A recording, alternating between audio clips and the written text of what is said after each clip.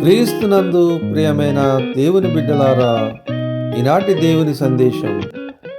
అందుకు యేసు, నీవు దేవుని వరమును నాకు దాహమునకిమ్మని నిన్ను అడుగుచున్న వాడెవడో అదియు ఎరిగి ఉంటే నీవు ఆయనను అడుగుదువు, ఆయన నీకు జీవజలమిచ్చునని ఆమెతో చెప్పెను.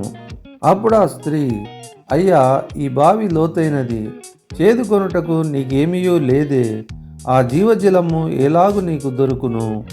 తానును తన కుమారులను పశువులను ఈ బావి నీళ్లు త్రాగి మాకిచ్చిన మా తండ్రి అయిన యాకోబు కంటే నీవు గొప్పవాడవా అని ఆయనను అడిగెను.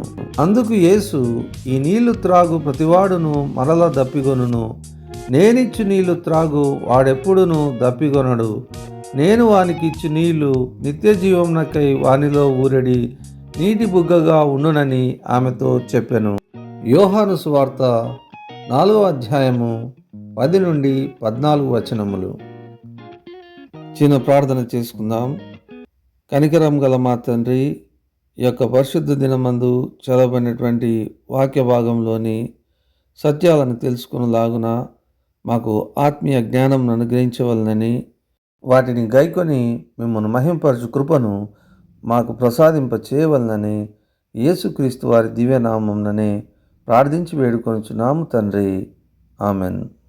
ప్రియమైన దేవుని బిడ్డలారా, ఈ వాక్యమునందు మనుషులు తమ అక్కరలను తీర్చుకొనుట వలన తృప్తిని పొందలేరనియు, వాటికి శాశ్వత పరిష్కారం లేదనియు, ప్రభు మాటను విని వాటికి విధేయత చూపి గైకొనుట వలన ఇహపరములయందు తృప్తులై మేలు నొందెదరని ఈ వాక్యము సెలవిచ్చుచున్నది. దేవుడటి ధన్యత మనకును అనుగ్రహించునుగాక.